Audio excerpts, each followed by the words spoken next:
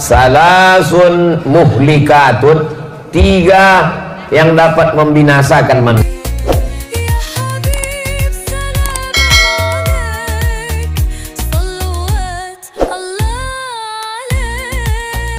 Salasun muhlikatun, 3 yang dapat membinasakan manusia. Yang pertama yang membinasakan kita ini adalah syuhun muta'un, sifat syuh yang selalu ditaati, diikuti. Syuh ini selalu diterjemahkan dengan pelit. Pelit ini dalam bahasa Arabnya 2, satu bakhil, satu syuh. Beda bakhil sama syuh begini. Bahasa Indonesianya diterjemahkan bakhil pun pelit, syuh pun pelit, tapi sebetulnya beda. Bedanya begini. Misalnya kita pulang dari masjid ini, jalan ke tempat lontong sayur. Misal kita pun makan. Pas giliran membayar, saya keluarkanlah duit. Berapa harga lontong sayur di Air Joman? 10.000. Sebetulnya 10, tapi kan udah lama kenal 6.000 lah. Nah, kan? Saya keluarkanlah duit 6.000. Saya bilang, Bu, berapa Bu? Kata ibu, itu semuanya 60 Pak, karena kalian 10 orang. Saya keluarkan 6.000. Saya bayar yang punya saya aja. Tak mau duit saya itu meleleh ke orang lain. Itu namanya bakhil. Apa namanya? Bakhil.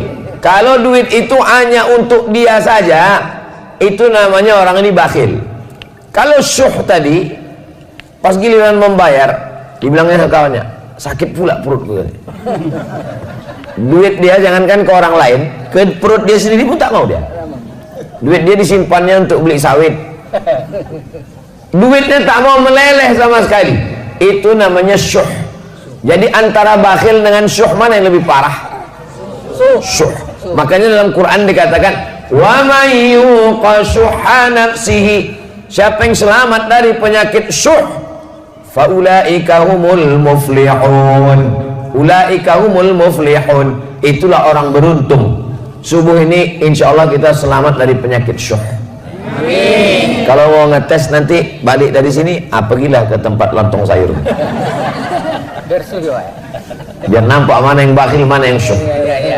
Biasanya orang kalau dapat meteran, dapatnya meteran, itu dipakainya untuk mengukur orang apa untuk mengukur dirinya? Mengukur orang lain. Begitu orang kalau udah pengajian, dipakainya untuk mengukur orang lain. Habis itu nanti makan, ini kawanku ini udah bakhil dinampakin. Kawan ini syuh. Kalau kita tidak, kita kalau dapat ilmu itu untuk mengukur diri kita, kita tidak bakhil, kita tidak syuh, insya Allah kita termasuk orang-orang yang dermawan, insya Allah. Amin. Makanya ada orang dikasihnya nama anaknya, siapa nama anak kau itu? Dermawan. Kenapa? Suka mencari derma. Dermawan itu bukan itu maksudnya. Dermawan itu dia suka berbagi kepada orang lain karena sudah selamat dari penyakit syuh. Yang membinasakan yang pertama manusia ini adalah syuhun muta, sifat bakhil, pelit, kikir, medit, kedekut, apa lagi? Polit, pedangki. Yang dipeturutkan manusia ini makin tua makin pelit atau makin dermawan? Mengaku orangnya. Manusia ini kata orang, ibu kenapa tak bersedekah Bu? Nantilah Pak Ustadz, anakku masih sekolah. Nanti kalau udah tamat anak ini sekolah, insya Allah begitu tamat anak sekolah makin pelit. Kenapa? Anak kuliah pula, biaya makin mahal. Semester belum dibayar. Mau uang ujian, mau uang wisuda lagi. Sidang terbuka 10 juta, sidang tertutup 15, buka tutup 25. Nantilah Pak Ustadz, kalau udah wisuda anakku ini insya Allah aku mau menyumbang. Begitu anak wisuda tak juga. Kenapa? Anak mau kerja pula, menyiapkan duit sogoknya lagi. Betul tidak? Betul semua kata orang. Begitu anak udah kerja, nanti kalau anakku ini udah kerja insya Allah aku mau menyumbang Pak Ustadz. Begitu anak udah kerja tak juga. Kenapa? Biaya nikah lagi. Tahu dah berapa sewa gedung? Bukan cukup sekarang pakai layar tancap. Nantilah Ustaz kalau anak ini udah nikah, insya Allah. Begitu udah anak udah nikah, pelit juga. Kenapa? Mengandung pula cucu mau lahir, takut operasi sesar. Menantu tadi asik tidur siang. Jadi kalau dipeturutkanlah bakhil ini sampai mati kita tidak akan pernah bersedekah. Ini kita ini sekarang di daerah mana ini? Erjoman. Saya tak tahu. Berangkat dari Siau pejam mata saya tiba-tiba sampai pokok karet. Pejam sekali lagi nampak sawit. Pejam sekali lagi nampak masjid. Orang daerah Erjoman ini, daerah lingkungan masjid kita ini, orangnya sudah selamat semua dari penyakit bakhil. Dari mana Ustaz tahu? Masjidnya bagus. Ini menunjukkan orangnya mewakafkan tanah. Ke belakang saya tadi wudhu, tempat wudhunya bagus, toilet, kerannya banyak, tengok. Entah hidup atau tidak, wallahu a'lam. Hidup. Tak ada lagi tanah tempat parkirnya, keramik turun sampai ke bawah. Udah itu pula lantai teruslah sampai halaman sana, berpagar pula cantik. Mudah-mudahan yang membangun masjid ini kalau dia meninggal dunia dilapangkan Allah kuburnya. Kalau dia masih hidup diberkahi Allah rezekinya. Barakallahu lakum fima ataitum wa barakallahu lakum fima abaqaitum wa ja'alakum tahuran. Begitu cara mendoakan orang yang berwakaf bersedekah. Barakallahu lakum fima ataitum wa barakallahu lakum fima abaqaitum wa ja'alaha lakum tahuran. Kalau hafal. Kalau tak hafal gerak-gerakkan aja mulut. Mana tahu nanti ada orang minta doa kan. Bu, ibu kan orangnya pengajian, ya tolong doakan bu sedekah kami ini. Kalau ditanya apa doa ibu, so kau tanya, itu antara aku sama Allah aja lah. Nah, macam mana cara mengobati penyakit bakhil, bin medit, bin kedekut, bin kikir, bin pedangki, bin polit tadi? Cara mengobatinya adalah pergi ke rumah sakit menengok orang sakit. Sakit jantung, darah tinggi, diabetes, kanker. Ada guna duit di situ? Ada. Guna duit untuk Pak Dokter semuanya. Duit bisa banyak, dokter bisa dibayar, rumah sakit bisa dibeli kalau orang kaya. Tapi ada satu yang tak bisa dibeli. Apa dia? Kesehatan. Mudah-mudahan kalau ada di antara kita nih yang sakit, diangkat Allah penyakitnya. Amin. Yang udah sehat-sehat nih mudah-mudahan istiqomah insyaallah. Kalau mau menengok tak ada harganya duit, pergilah ke liang lahat di kuburan. Bisa dipakai untuk menyogok mungkar nakir. Bisa disogok untuk menyogok malaikat maut. Malaikat maut, tambahlah umurku, ku kasih 3 miliar. Bisa? Innama amruhu idza arada syai'an ayyakula lahu kun fayakun. Mati. Mimda tema taya bawati. Modar. Bapak Ibu yang dimuliakan Allah Subhanahu wa taala, inilah dia yang disebut dengan bakhil, pelit, syuh yang diperturutkan tadi. Kalau diperturutkan bakhil ini memang orang tidak akan pernah mau berzakat. Siapa yang penghasilannya 1 tahun 85 gram emas, maka zakatnya 2,5%. 85 gram emas itu berapa tuh Pak Ustadz? 1 gram emas 1 juta. Sebetulnya udah naik 1.200.000, tapi karena kita udah lama kenal 1 juta aja lah. Kapal banyak kali. 85 gram kali 1 juta berarti 85 juta. Siapa di antara bapak ibu ini yang penghasilannya 85 juta di total setahun, maka keluar zakatnya 2,5%. Kalau ditengok dari gayanya, orang ini penghasilannya seminim-minimnya 100 juta ini. Amin. Dari bunyi mengaminkannya aja pun tak yakin. Amin. Amin Pak Ustaz. Orang yang takut nyebut amin itu 2 kemungkinan. Pertama, karena takut ragu. Yang kedua, takut dicatat Bawaslu. Saya pun hati-hati juga ceramah sekarang, udah diawasi Bawaslu, tak boleh. Ustaz jangan sebut partai, tak ada aku sebut partai. Ustaz jangan sebut nomor, tak ada aku sebut nomor. Ustaz jangan sebut capres, tak ada aku sebut. Ustaz tak boleh sebut nama, tak ada sebut. Cuman aku bilang yang tidur di rumahku kemarin, itu pun kena tegur juga.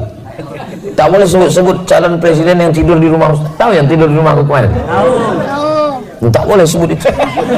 Jangan sebut lagi. Kalau mau sebut tak boleh bersuara. Payah kali ceramah sekarang. Lama-lama nanti keluar peraturan ceramah mesti pakai isyarat.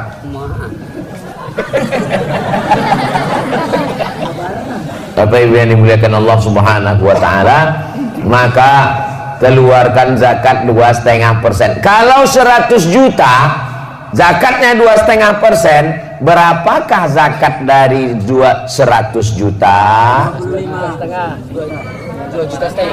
2,5 juta. Jadi kalau ada tabungan Bapak Ibu setahun 2023 kemarin dapatlah 1 miliar. Amin. Berapalah zakatnya? 2.500.000 kalau 100 juta. Kalau 1 miliar 25 juta.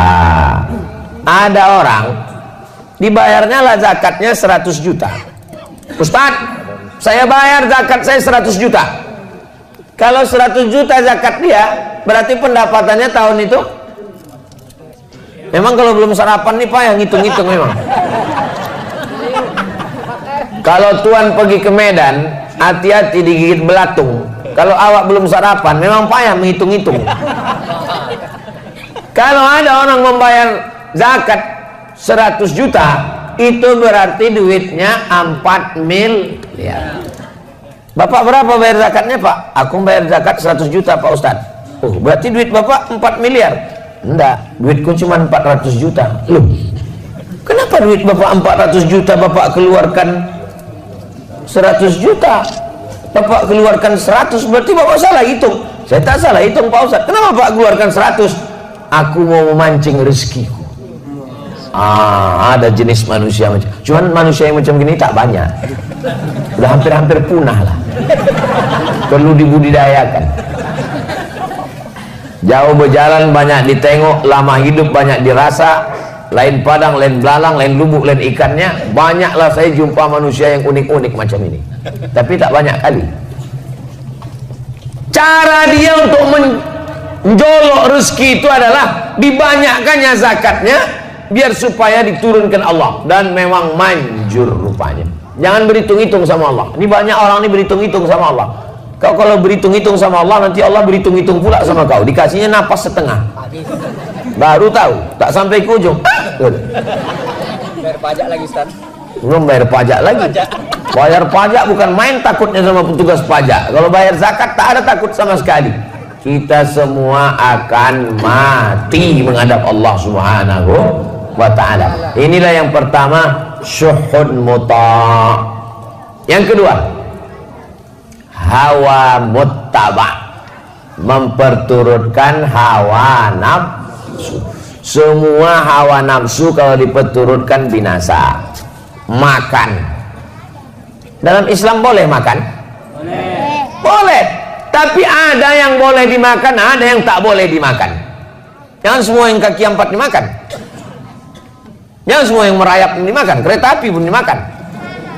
Ada yang boleh dimakan, ada yang tidak. Ada yang halal, ada yang haram. Maka Ustaz, kalau memang Allah itu maha baik, kenapa diciptakannya anjing? Kenapa diciptakannya babi? Itu untuk menguji kita ikut Allah atau tidak.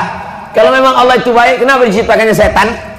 Allah menguji kita, apakah kita ini memperturutkan hawa nafsu atau tidak. Masalah makan, kulu, makanlah min thayyibat, makanlah yang baik-baik saja. Minumlah yang baik. Boleh minum tua? Tak boleh. Boleh minum aren? Boleh. Kenapa? Ini memilah dan memilih. Nikah silakanlah nikah.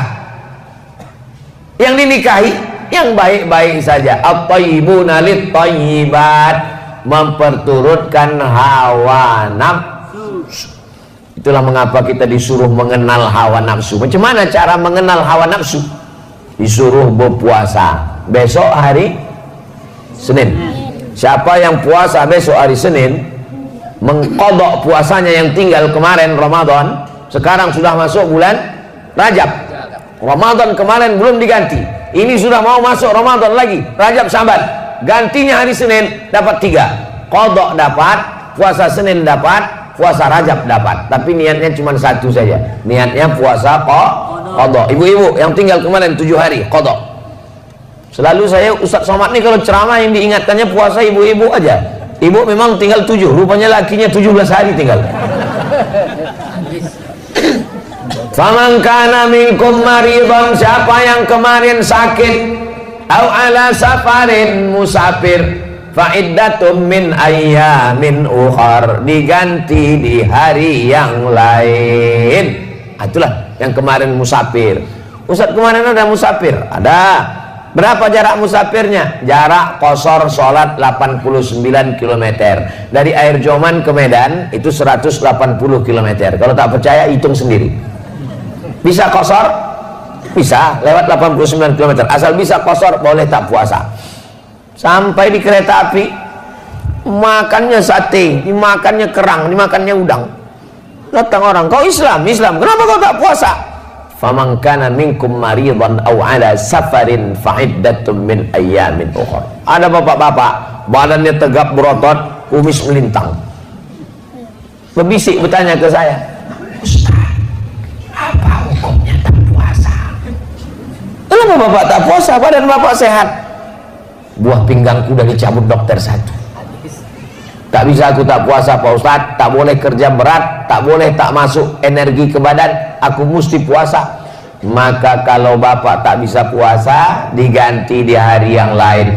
Tapi di hari yang lain saya tak bisa puasa Pak Ustadz. Ramadan tak bisa, Syawal tak bisa, Zulqa'dah tak bisa, sampai mati tak bisa. Maka dibayarkan fidyah. Apa pula fitrah? Dibayarkan fidyah. 1 hari porsi makan 3 kali, makan pagi, makan siang, makan malam. Lontong pagi 10, makan siang 15, makan malam 15, 10, 40. Jangan hitung-hitung sama Allah, hitung juga lah cendolnya, cuci mulutnya, buahnya, paketkan 50. Berarti yang tak bisa puasa sebulan berarti 50, 500, 1,5 juta.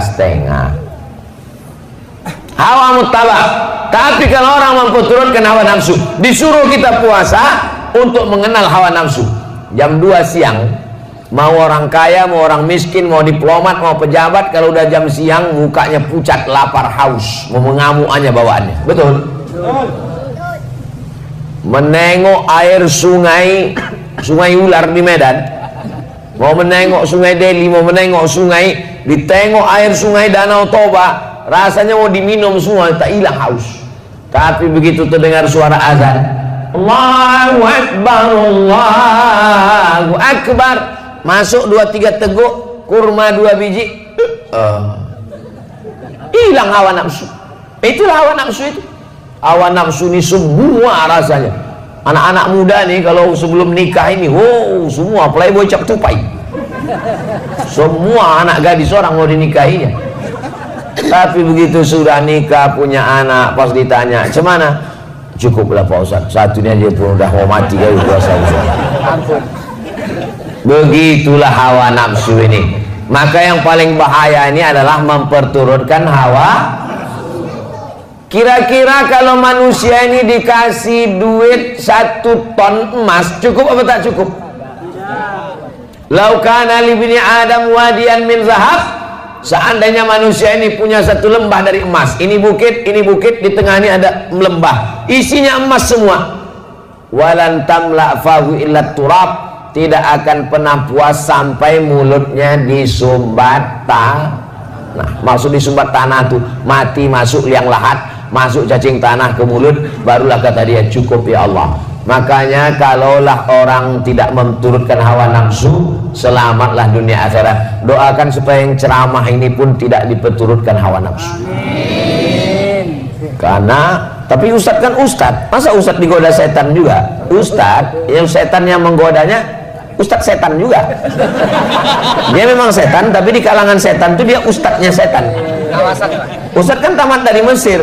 Iya, yang menggoda itu juga setan dari Mesir juga. Anak-anak buah Fir'aun.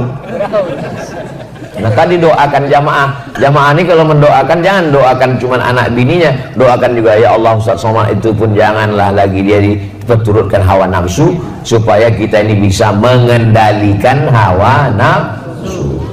Nafsu makan, nafsu minum, nafsu jabatan, nafsu politik, nafsu kekuasaan, nafsu. Selamat daripada hawa nafsu. Selama masih makan, selama masih minum, selama darah masih mengalir, maka pasti ada hawa nafsu. Kalau mau tahu nafsu sudah tak ada ketika ruh keluar dari jasad. Bapak Ibu pernah tak menengok, waktu nengok jenazah pas buka, tiba-tiba jenazah itu bilang, ada tak lontong sayur? Pernah nengok jenazah minta makan? Itu menunjukkan selama nafsu masih ada, artinya selama jasad ini masih ada ruh, masih bersemayam. Tapi kalau sudah tak ada lagi, insya Allah. Jadi kalau ada orang yang ngomong, Ustaz Somad, iya saya ini tak ada lagi hawa nafsu saya, berarti kau udah mati. Kita ini semua ada hawa nafsu, cuman bedanya ada yang memperturutkan hawa nafsu, ada yang bisa melawan hawa nafsu. Usahakan kalau pengajian subuh itu berhentinya masuk waktu maghrib. Bagaimana pengajian subuh masuk waktu maghrib, Pak Ustaz? Maghrib di Air Joman jam berapa? Jam 6 lewat 6 lewat 18 18.35. Maka kalau pengajian subuh buatkan sampai jam 6.35. Begitu cara mudah ngitungnya. Satu hari. Enggak, 6.35 pagi ini Pak. Bukan 6.35 sore. Kalau 6.35 sore nanti dua gendangnya. Kalau tak ustadz tuh mati, jamaah tuh mati. Kalah ya Pak. Jadi kalau ada pengajian rutin subuh di masjid kita. Pas saya tanya ada, bingung jamaah ini ada atau tidak. Dia mau bilang ada takut karena tak pernah hadir. Mau bilang tak ada takut ada. Jadi kalau mana tahu buat acara pengajian subuh nanti Ramadan, buatkan pengajiannya itu sampai waktu sesuai maghrib. Ini kan waktu ini berubah ini. Nanti kalau kebetulan maghribnya 6.15, berhenti pas jam 6.15. Gunanya untuk apa? Supaya kita berhenti itu masuk waktu sholat sunat isyraq. Pakai kop isyraq. Kalau pakai kap isyraq sirik. Kau sholat apa tadi? Aku sholat isyraq. Sholat sirik. Isyraq artinya sholat waktu terbit matahari. Sholat terbit matahari ini keutamaannya 4. Pertama, sholat subuh berjamaah. Yang kedua, duduk iktikaf di masjid.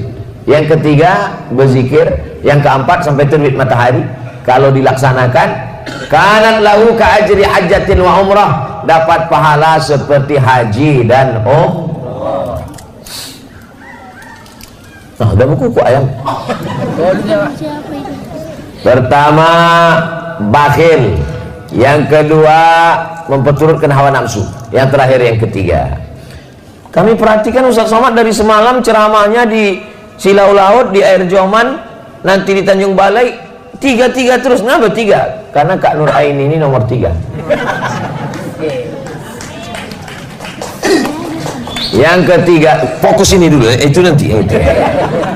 Yang ketiga adalah i'jabur rajuli li nafsihi, merasa kagum dengan diri sendiri. Ini penyakit yang berbahaya nomor 3. Di antara kita ini semua yang ramai ini di masjid nih, siapalah yang paling bisa kena penyakit ujub, kagum? Saya ini yang paling bisa. Disediakan tempat di depan, diminta jadi imam, disediakan kursi. Orang nyari-nyari kursi, saya dikasih kursi. Disediakan meja, disediakan air putih. Sebentar lagi teh manis datang, kopi susu, bandrek. Sebentar lagi, nasi air masih mendidih. Masih rebus. Jadi yang paling bisa kena penyakit ujub saya inilah, ujub. Penyakit ujub itu apa? Penyakit merasa kagum dengan diri sendiri. Pak Haji, pernah Pak Haji sholat di masjid di Air Joman? Wah, masjid itu aku yang bangun, kalau bukan karena aku. Kalau bukan karena aku kemarin tak datang Ustaz Somad tuh kampung kita. Kalau bukan karena aku tak jadi tabligh akbar. Kalau ada orang begitu, sikit-sikit aku bilang sama dia, Pak, di dalam Quran itu yang selalu nyebut aku ada 3. Yang pertama Fir'aun, yang kedua Qarun, yang ketiga setan, yang keempat bapak. Sikit-sikit aku. 4 ya, Pak? 4. Apa kata Fir'aun? Ana rabbukumul a'la. Aku Tuhan kamu, kata Fir'aun. Apa kata Qarun? Innama utituhu ala ilmin indi. Itu harta yang banyak itu karena ilmuku, aku. Apa kata setan? Ana khairum minhu. Aku lebih baik daripada Adam. Sikit-sikit aku. Nah, maka selalu nyebut aku. Saya apa Ustaz? Sama sih. Saya sama aku sama aja. Bapak Ibu yang dimuliakan Allah Subhanahu wa taala. Nanti kalau ada yang bertanya, apalah judul Ustaz Somad itu ceramah tadi? Ada 3. Apa yang 3 tuh? Entah, aku pun tak ingat apa. Ngantuk kali aku. Ustaz tuh nampak kadang-kadang nampak aku 3. Yang pertama adalah bakhil, yang kedua memperturutkan hawa nafsu, yang ketiga merasa kagum dengan diri sendiri. 3 itu jangan lupa. 3 yang ini dan 3 nanti tanggal 14 Februari. Saya ini Abdul Somad berdakwah dengan ceramah, mengajar di kampus-kampus. Tapi ada dakwah yang lebih paten lagi, berdakwah di parlemen, di kantor DPR Kabupaten Asahan. Berdakwah di situ. Kenapa? Guru mengaji, fakir miskin, anak yatim, penggali kubur. Siapa yang ngasih bantuan? Yayasan Wakaf Hajar Rohana Berbagi. Cuman sanggup mengasih 300 paket sebulan. Kami tak ada duit. Tapi kalau kita dengan kekuasaan, dibuatkan Perda Kabupaten Asahan, penggali kubur, guru mengaji, diberi santunan dari APBD. Bisa apa tak bisa? Bisa, tapi syaratnya duduk di situ. Ustadz kalau gitu jangan ceramah lah di masjid, duduklah Ustadz di situ. Kalau aku duduk di situ, aku tak bisa ceramah lagi keliling. Aku mesti keliling. Aku ini bukan Ustadz ece-ece. Kalau aku duduk, jangan tepuk tangan, ini masih banyak lagi. Kalau duduklah aku di DPR itu, aku mau ceramah ke Brunei Darussalam.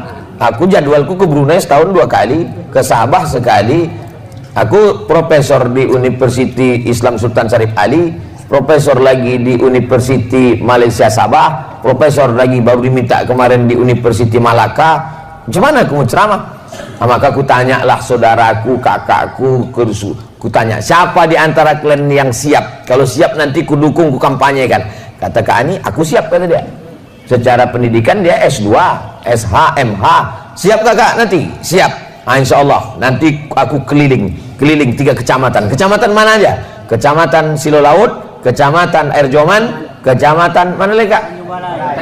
Tanjung Balai. Oke, kita mainkan nanti keliling. Siapkanlah, saya bilang. Nah, inilah saya datang nih keliling menyiap. Kira-kira jamaah mau tak memilih yang saya pilih? Dari bunyinya macam tak mau. Kami memang tak ada duit, karena ini berjihad kita ini. Nanti kalau datang sampai tanggal 14 nih orang yang ngambil duit, ambil duitnya, tapi milihnya tetap pilih Kak Nur Aini. Setuju? Cocok? Alhamdulillah. Saya ini kan yang mau dipilih ini 5 ini. DPRD Asahan, DPRD Sumatera Utara, DPR RI, DPD, Presiden Wakil Presiden. Saya tidak semuanya ada 5-5 nih, tak ada. Yang ada cuman DPRD Asahan. Itulah Kak Nur Aini. Omak saya sama omak dia adik beradik kandung. Omak saya namanya Hajah Rohana, omak dia namanya Uwa Hajah Jareah, anak Siti Aminah. Siti Aminah nih anak Syekh Abdurrahman Syekh Silau Laut. Mana tahu nanti ditanya orang, apa hubungan Bu Nur Aini itu sama Ustaz Somad? Omak dia dengan omak Ustaz Somad, omak-omak. Jadi saudara macam mana lah saya? Sepupu. Kata-katanya itu masih ada keluarga saya silau. Iya masih, cemana? Entahlah. Saya Abdurrahman tuh, saya silau tuh punya anak namanya Siti Aminah. Siti Aminah tuh punya anak namanya yang nomor 5 Hajah Jareah, nomor 10 Hajah Rohana, nomor 10 tuh Mak Ustadz Somad, nomor 5 tuh Mak Bu Nur Aini ini. Bisa Bapak Ibu jelaskan kalau ditanya orang? Kalau bisa, kalau ingat. Kalau tak ingat, video ini kan ada diputar, nanti direkam lagi, nanti diputar lagi di channel Ustadz Abdul Somad Official. Subscribe, like, share, and comment. Yang DPRD provinsi saya tak ada calon, yang DPR RI tak ada, yang DPD saya kemana-mana di Sumatera Utara ini itu ada ketua tim UAS namanya, yang menunjuk, yang mensurvei, menengok hotel, menengok, mencicipi makanan. Kalau ada racun situ dia mati duluan. Ada namanya tim Ustadz Abdul Somad, namanya Bang Darwis. Mana tim Ustadz Abdul Somad? Bang Darwis, berdiri dulu Bang Darwis biar nampak jamaah nih. Inilah ketua tim Ustadz Abdul Somad. Bang Darwis Halomoan Harahap Halak Ita Sasudena. Tunggu dulu Bang Darwis, dulu. Belum. Bang Darwis ini calon anggota DPD nomor 6. Nanti waktu buka kertas, yang mana yang tim Ustadz Abdul Somad itu? Kalau pergi ke pasar Keramat jangan lupa membeli kain. Kalau ada kakak dan tim Ustadz Abdul Somad jangan pilih yang lain. Ini dia orang. Ingat, yang tepuk tangannya ya cucu nanti. Tepuk tangan kan main semangat. Bangun cucunya lain. Kalau tak boleh, nanti tangkap Bawaslu. Pokoknya yang mana tidur di rumah saya kemarin itu ya. Itulah cuman. Duduk Bang Darwis. Bapak Ibu yang dimuliakan Allah SWT, kita jawab beberapa pertanyaan ini. Jangan kemana-mana, kita lanjutkan setelah yang satu ini. Ya kalau di TV begitu. Kok ditengok dari tebalnya pertanyaan ini, azan-azan asar lah baru selesai. Cuman aja mas, siap? Siap. Wah, luar biasa air zamannya. Bagaimana cara mendidik anak yang nakal, susah disuruh sholat? Dari kecil telonjak-lonjak, sudah besar terbawa-bawa, sudah tua terubah tidak. Jadi mendidik anak ini dari mulai mencarikan ayahnya. Bapak punya anak gadis kan? Bapak yang punya anak gadis kalau mau mendidik cucu, waktu mencarikan ayahnya. Bapak yang punya anak lajang kalau mau punya cucu soleh, waktu mencarikan omaknya. Makanya buatkanlah fit and proper test penerimaan calon menantu. Khusus untuk masyarakat Air Joman, ketua tim seleksi, serahkan nanti ke Bang Darwis, dia ikut. Untuk tim seleksi, tim penguji Abdul Somad. Jangan mencari menantu karena sawitnya luas, karena duitnya banyak. Kusangka Pak Ustadz kalau nikah sama dia aku bahagia. Baru kurasakan Pak Ustadz, cuman rasanya Bu nikah sama orang tak sembayang macam tidur sama babi hutan Pak Ustadz. Kunci kalau kebetulan tak sembahyang jangan tersinggung. Kunci mendengar ceramah Ustaz Somad itu satu saja, jangan tersinggung. Beberapa jamaah tersinggung pulang meninggal. Nah ini langkah yang pertama, lakinya mesti sembahyang, bininya mesti sembahyang. Kata almarhumah mak saya, aku waktu mengandung kau sesusah apapun tak pernah sembahyang ku tinggal. Sakit pun aku tak pernah sembahyang ku tinggal. Aku mengandung kau, sejak dari dalam kandungan kau ini memang tak pernah tinggal sembahyang. Jadi ibu jangan tinggalkan sembahyang, paksa-paksakan sembahyang. Lalu kemudian setelah anak ini lahir, bawa dia ke masjid. Tengoklah betapa senangnya saya pagi ini menengok, karena yang datang ini anak-anak muda aja. Ada cuma beberapa yang tua, cuma tak banyak kan. Kalau orang tua ke masjid itu biasa, karena malaikat maut udah dekat. Tapi anak-anak muda ke masjid ini kan luar biasa ini. Anak muda, sabun qalbuhu mu'allaqun fil masajid, anak muda yang hatinya tergantung di masjid. Anak muda luar biasa. Wassalatu wassalamu ala rasulillah Sayyidina wa maulana Muhammad ibni Abdillah wa ala alihi wa sahbihi wa man tabi'ahu wa mawala. Ashhadu an la ilaha illallah wahdahu la sharika lah wa ashhadu anna sayyidana Muhammadan abduhu wa rasuluhu la nabiyya ba'dah. Allahumma salli ala sayyidina Muhammad wa ala alihi wa sahbihi wa barik wa sallim.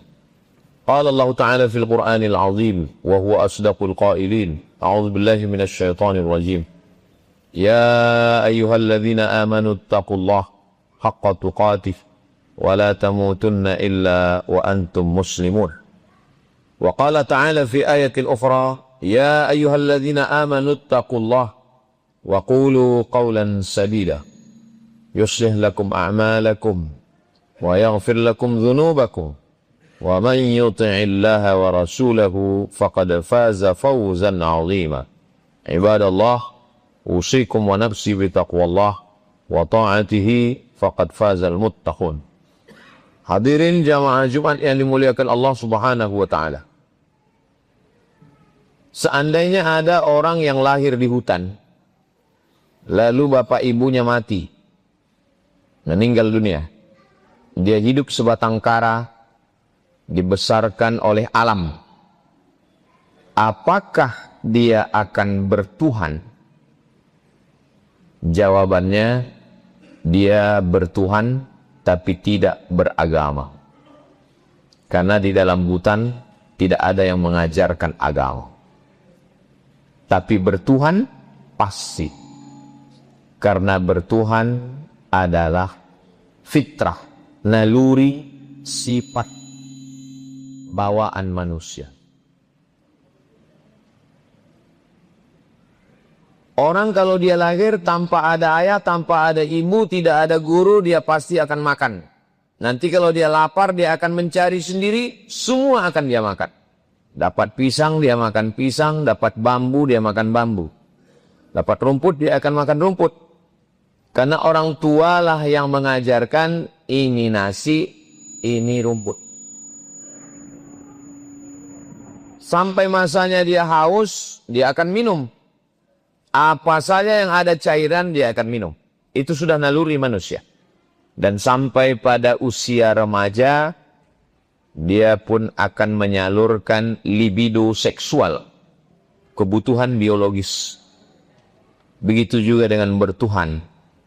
Sampai masanya dia akan merasa bahwa dia makhluk yang lemah. Ada yang maha kuasa, tapi dia tidak tahu namanya apa, bagaimana cara menyembahnya, tapi dia meyakini bahwa itu ada. Maka dia akan bertuhan, tapi dia tidak beragama, karena tidak ada yang mengajarkan agama kepada dia. Inilah yang dituliskan oleh seorang filosof bernama Ibnu Tufail. Ibnu Tufail menulis sebuah kitab berisi novel fiksi ilmiah berjudul Hayy bin Yaqzan. Hayy artinya hidup, Yaqzan artinya jaga. Hayy bin Yaqzan, jaga anak hidup. Dia dilahirkan di hutan, ayah ibunya meninggal, dibesarkan oleh gorila. Dan pada akhirnya setelah remaja dia berpikir, dari mana aku datang? Mungkinkah aku manusia lahir dari seekor makhluk monyet besar? Siapa yang menghidupkan? Lalu kemudian suatu hari gorila yang membesarkannya itu mati. Dan dia melihat tiba-tiba nafas terhenti, detak jantungnya pun stop. Dan pada akhirnya mati membusuk. Kemana ruhnya? Apa yang terjadi dengannya? Sampai akhirnya dia keluar dari hutan dan dia bertemu dengan ulama. Akhirnya dia bersyahadat masuk Islam.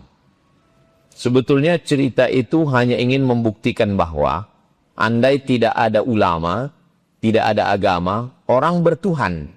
Tapi Tuhannya tidak jelas. Orang akan menyembah kayu, menyembah batu. Dia sadar bahwa dia hidup karena matahari, maka dia menyembah matahari.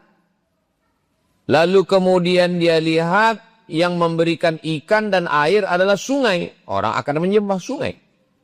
Yang menggugurkan tanam-tanaman adalah pohon, maka orang akan menyembah kayu. Maka manusia nalurinya ingin bertuhan. Itulah yang dikatakan Allah, fitratallahi allati fataran nasa 'alaiha. Ada fitrah, naluri, gharizah, insting bawaan dalam diri manusia ingin bertuhan. Tapi tidak tahu Tuhan itu namanya siapa. Dan tidak bisa dipikirkan sendiri. Maka Allah yang Maha Kasih dan Sayang mengirimkan sosok manusia untuk menjelaskan kepada sesama manusia Tuhan itu siapa. Maka dikirimlah seorang nabi bernama Muhammad sallallahu alaihi wasallam. Nabi Muhammad sallallahu alaihi wasallam lah yang menjelaskan siapa itu nama yang disembah. Allah. Adakah Tuhan selain dia? La ilaha illa huwa, tidak ada Tuhan selain dia. Dia tunggal, esa, tidak berbilang. Allah, la ilaha illa huwa. Apakah dia mengatur hidup kita? Atau dia seperti pabrik pena. Setelah diproduksi, dilepas, pena tidak mengenal pabrik. Pabrik pun tidak tahu lagi di mana pena produksinya berada. Dia tidak seperti itu. Dia mencipta, dia mengatur, dia mengayomi, dia melindungi, dia memberi rezeki. Maka Allahu la ilaha illa huwal hayyu, dia maha hidup, al-qayyum, dia mengatur hidup kita. Ma tasqutu min waraqatin, tidak ada daun yang jatuh hari ini. Wala ratbin, tidak ada bumi yang basah. Wala yabisin, tidak ada bumi yang kering. Illa fi kitab, sudah dituliskan dalam lauh mahfuz. Nyamuk yang hidup di tengah angin dimakan oleh cicak yang berada di dinding. Semua ketetapan Allah Subhanahu wa taala. Anai-anai serangga yang ada di dalam lubang kai, ikan yang ada di tengah samudra lautan yang luas, berada dalam genggaman kudrat, iradat, kuasa Allah Subhanahu wa ta'ala. Allahu la ilaha illa huwal hayyul qayyum. Apakah dia lelah? Apakah dia capek? Apakah dia letih? Apakah dia mengantuk? La ta'khudhuhu sinatun wala naum. Kalau memang dia ada, sehebat apa kekuasaannya? Lahu ma fis samawati wa ma fil ardh. Adakah yang bisa menolong selain dia? Adakah sekutunya? Adakah partnernya? Adakah kawannya? Apakah dia punya sahabat? Apakah dia punya kaki tangan? Man dzalladzi yashfa'u 'indahu illa bi'idznih. Tidak ada yang bisa menolong kecuali kalau dapat izin dari dia. Man dzalladzi yashfa'u 'indahu illa bi'idznih. Apakah dia tahu apa yang ada dalam gelap malam? Apakah dia tahu apa yang ada di dalam tanah? Apakah dia tahu apa yang ada dalam lubuk hati yang paling dalam? Ya'lamu ma baina aydihim wa ma khalfahum. Wa la yuhituna bi syai'in min 'ilmihi illa bima syaa'. Kalau memang dia ada, sehebat apa kekuasaannya? Wasi'a kursiyyuhus samawati wal ardh. Sulitkah bagi dia mengatur hujan, panas, matahari, bintang gemintang, planet? Wala ya'uduhu hifzuhuma wa huwal 'aliyyul 'azim. Yang disebut dengan ayat kursi. Dibaca pada waktu subuh, dijaga Allah sampai petang. Dijaga selepas maghrib, dipelihara Allah sampai menjelang subuh. Itulah ayat tauhid. Yang kalau kita baca, kita sulit untuk memahami tauhid dengan ilmu yang dalil-dalilnya amat sangat jelimet, ribet, susah, payah bagi sebagian orang. Cukup mendalami ayat kursi, maka dia mengenal Allah dari mulai namanya, kekuasaannya, kehebatannya, ilmunya, pertolongannya. Itulah kenapa kalau ayat kursi itu dibaca, setan lari ketakutan. Kenapa? Karena tauhid yang dalam dari orang yang membaca, merenungkan, mengamalkan, sehingga setan merasa takut dengan orang yang membacanya. Tapi dia bukan sekedar mantra Dia bukan bim salabim abrakadabra. Dia bukan mantra tanpa makna. Dia adalah lafaz yang datang dari Allah untuk mengajarkan kepada manusia siapa yang kita sembah, apa tujuan dia menciptakan kita, bagaimana kekuasaannya. Kalau orang tidak percaya kepada agama karena penyelewengan, penyimpangan, kejahatan, maka pada akhirnya orang meninggalkan agama. Tapi dia tetap percaya kepada Tuhan. Golongan itu sekarang disebut dengan agnostik. Ketika ditanya agamamu apa? Tuhan terlalu sempit dibatasi oleh agama. Lalu kau percaya sama Tuhan? Aku percaya. Siapa namanya? Dia tanpa nama. Ini adalah fenomena anak muda zaman sekarang. Karena sakit hati dengan perempuan, laki-laki tidak menikah. Karena sakit hati dengan laki-laki, perempuan tidak menikah. Karena sakit hati dengan anak, lalu muncullah kelompok orang yang tidak mau punya anak. Karena takut anaknya durhaka. Sakit hati dengan tokoh agama, lalu tidak mau beragama. Tapi percaya kepada Tuhan. Golongan agnostik. Islam datang. Dalam agama Islam tidak ada manusia suci. Semua manusia bisa silap, bisa salah, bisa berdosa. Satu-satunya yang tidak mungkin salah adalah Nabi Muhammad SAW. Kenapa Nabi tidak boleh salah? Karena kalau dia salah berarti wahyunya salah. Kalau dia salah berarti firman salah. Kalau dia salah berarti ajarannya salah. Wallahu ya'simuka minan nas. Nabi itu terpelihara. Dia tidak mungkin salah. Dia tidak ditinggalkan Allah. Ma wadda'aka rabbuka wa ma qala. Kalau ada orang Islam yang sholat Jumat, pulang sholat sendalnya hilang, yang salah bukan Islam. Yang salah adalah orang Islam. Maka jangan salahkan Islam. Jangan salahkan Allah. Tapi salahkanlah orang Islam yang memakai nama Islam tapi tidak mengamalkan ajaran Islam.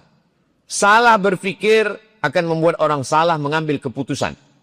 Maka kita tetap berislam. Walaupun banyak orang Islam tidak Islami.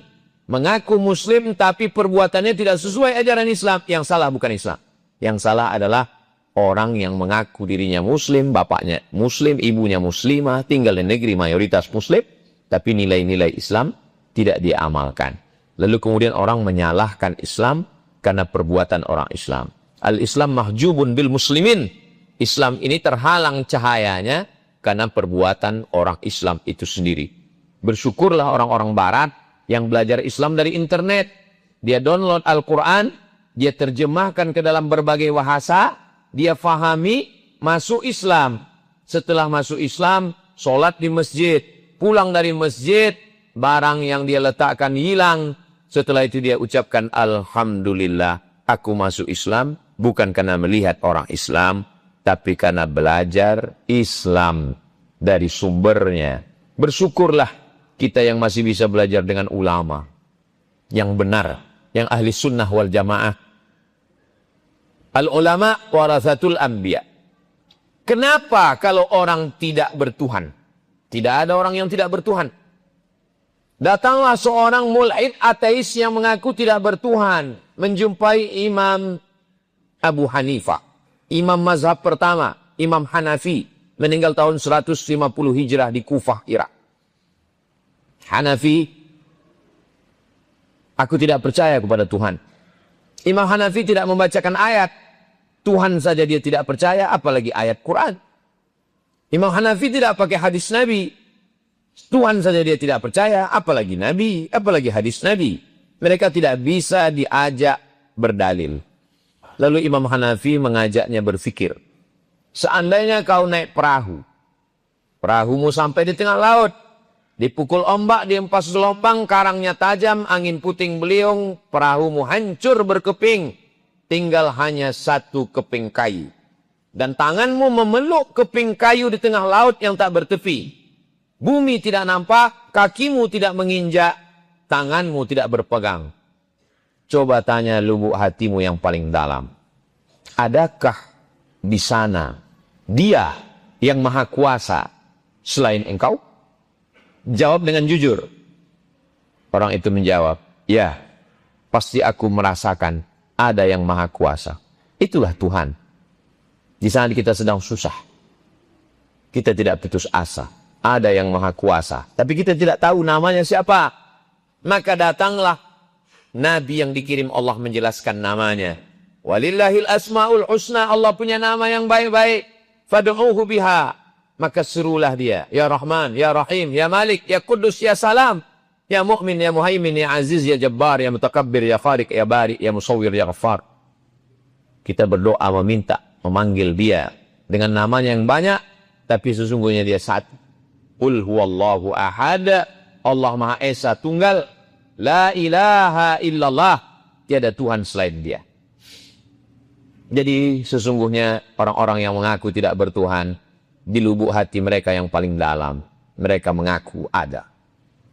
Orang yang mengaku tidak bertuhan naik pesawat terbang. Lalu mereka mengejek ada orang berdoa. Subhanalladzi sakhkhara lana hadza wa ma kunna lahu muqrinin wa inna ila rabbina lamunqalibun.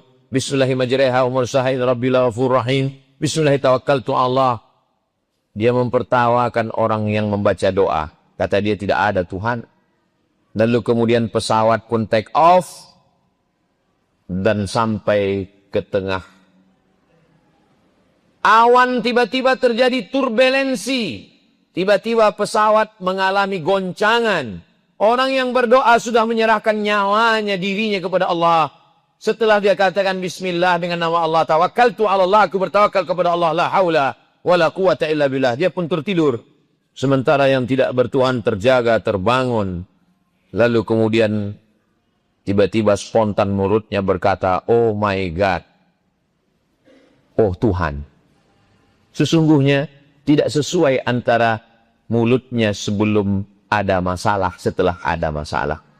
Diam-diam dia mengatakan, ada yang maha kuasa. Tempat bergantung, tempat meminta, dia yang melindungi. Maka sesungguhnya kita meyakini ada Allah. Bagaimana cara mendekatkan diri kepadanya? Tidak ada cara mendekatkan diri kepadanya kecuali sesuai dengan tuntunan yang diajarkan Nabi Muhammad SAW. Man ahdatsa, siapa yang membuat-buat cara beribadah, ma laisa alaihi amruna, yang tidak ada tuntunan dari Nabi Muhammad SAW, fahuwa raddun, maka perbuatannya itu mardud. Allah mengatakan, idza qumtum ila shalah, kalau kamu mau salat, faghsilu wujuhakum, basuh wajahmu, wa aydiyakum ilal marafiq, tangan sampai siku, wamsahu biru'usikum, usap kepalamu sampai telinga, wa arjulakum ilal ka'bain, kaki sampai mata kaki. Kita pun melakukan itu. Setelah itu kita masuk ke dalam masjid. Idza dakhala ahadukumul masjid, kalau kamu masuk masjid, fala yajlis, jangan duduk hatta yusalli rak'ataini, sampai salat sunat 2 rakaat. Lalu kemudian Nabi mengatakan, sallu kama ra'aitumuni usalli. Salatlah kamu sebagaimana kamu melihat aku salat. Diawali dengan niat takbiratul ihram, iftitah ayat Al-Fatihah dan ayat ruku, iktidal, sujud, duduk antara dua sujud, sujud 1 rakaat selesai, baca lagi iftitah dan ayat, ruku, iktidal, sujud, duduk antara dua sujud, sujud, tasyahud dan salam. Itulah yang diajarkan oleh Nabi Muhammad SAW. Seandainya orang mengaku tidak beragama, bagaimana cara dia mendekatkan diri kepada Allah? Apa yang akan dia panggil? Apa yang akan dia katakan? Kalau dia kaya, dia akan sombong sesombong-sombongnya. Dia mengatakan ini keberhasilan aku. Dia mempertuhankan dirinya. Dan kalau dia stres, depresi, dia tidak sanggup menjalani hidup, dia akan bunuh diri. Bagi dia mengakhiri hidup. Tapi kalau orang bertuhan, kalau dia berhasil, dia berkata, innama, apa yang saya terima ini, hadza min fadli rabbi, ini karunia dari Allah, liyabluwani, untuk menguji saya. Ashkur, apakah saya menjadi orang yang bersyukur, am akfur, atau saya menjadi orang yang kufur. Kalau seandainya dia dalam keadaan miskin, susah, melarat, diuji, sakit, mati, dia akan mengambil air wudhu, dia akan angkat kedua tangannya dan berkata, ujianku kecil, yang besar hanya engkau. Allahu Akbar. Sakitku tidak ada apa-apanya, karena nikmatmu jauh lebih besar. Allahu Akbar kabira. Aku tidak layak dipuji, karena pemilik pujian hanya engkau. Walhamdulillahi katsira. Aku kotor, yang suci hanya engkau. Wa subhanallahi bukratan wa asila. Aku tidak menghadap kepada pejabat, kepada orang kaya, kepada konglomerat. Aku menghadap hanya kepada engkau. wajjahtu wajhiya lilladzi fataras samawati wal arda hanifan musliman wa ma ana minal musyrikin.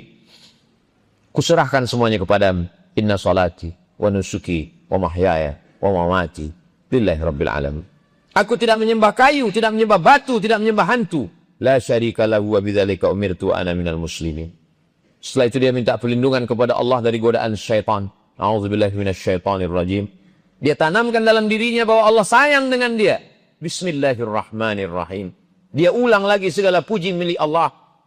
Orang yang gila dengan pujian, post power syndrome, dulu dipuji, dulu dimuliakan, dulu dihormati, sekarang tidak punya apa-apa. Merasa diri terbengkalai, merasa diri ditinggalkan.